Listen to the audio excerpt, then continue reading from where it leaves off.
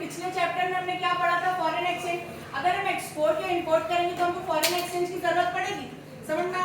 कभी भी पेपर दिया पढ़ोगे तो पहले क्या पढ़ोगे, फॉरेन एक्सचेंज, फिर क्या पढ़ोगे, बैलेंस ऑफ पेमेंट। दोनों कनेक्टेड है। ये समझ में बैलेंस ऑफ पेमेंट क्या है।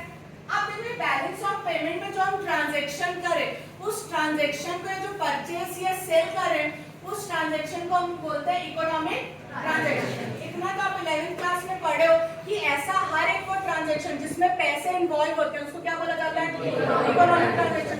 अब ये बीओपी में इकोनॉमिक ट्रांजैक्शन 3 टाइप का होता है, विजिबल आइटम, इनविजिबल आइटम और यूनिलैटरल। ये नॉर्मल इंग्लिश है। विजिबल का मतलब जिसको देख सकते हैं, इनविजिबल मतलब देखा नहीं जा सकता। जो गुड्स है वो विजिबल है कि इनविजिबल, मतलब यहाँ पे समझ रहे हो कि क्या हो जाएगा आपका गुड्स, इनविजिबल। सर्विसेज जो मैं पढ़ा रही हूँ, मेरा पढ़ाना दिख रहा है कि मैं दिख रही हूँ, मेरा पढ़ाना दिख रहा है क्या, नहीं, तो वो क्या हो जाएगा आपका इनविजिबल। अब नेक्स्ट आपका यूनिलैटरल। यूनिलैटरल का मतलब होता है वन साइडेड। यूनिलैटरल का मतलब क्या होता है, वन साइडेड। अब ये वन साइडेड क्या है, आप इंडिया में रहते हो, आपका कोई फ्रेंड फॉरेन में रहता है, आप उसको गिफ्ट भेज रहे हो तो बदले में जरूरी है गिफ्ट आएगा। हम वन साइडेड जो भी ट्रांजैक्शन करते हैं उसको क्या बोला जाता है, यूनिलैटरल। अब इसका एग्जांपल हम लोग इस चैप्टर में कैसे लेंगे।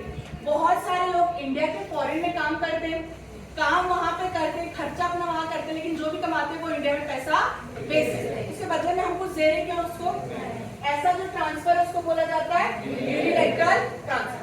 अगर कुछ भी याद नहीं है तो बस इतना याद रखो, यूनिलैटरल ट्रांसफर मतलब वन साइडेड ट्रांसफर। क्लियर है यहाँ तक। बैलेंस ऑफ पेमेंट किससे रिलेटेड है, एक्सपोर्ट और इंपोर्ट। बैलेंस ऑफ पेमेंट में जो भी ट्रांजैक्शन होता है उसको कौन सा ट्रांजैक्शन बोलते हैं, इकोनॉमिक ट्रांजैक्शन। इकोनॉमिक ट्रांजैक्शन में 3 टाइप के ट्रांजैक्शन हम कर सकते हैं। विजिबल आइटम्स का ट्रांजैक्शन कर सकते हैं, इनविजिबल और यूनिलैटरल। विजिबल में जिसको हम देख सकते हैं, गुड्स। यहाँ तक क्लियर है।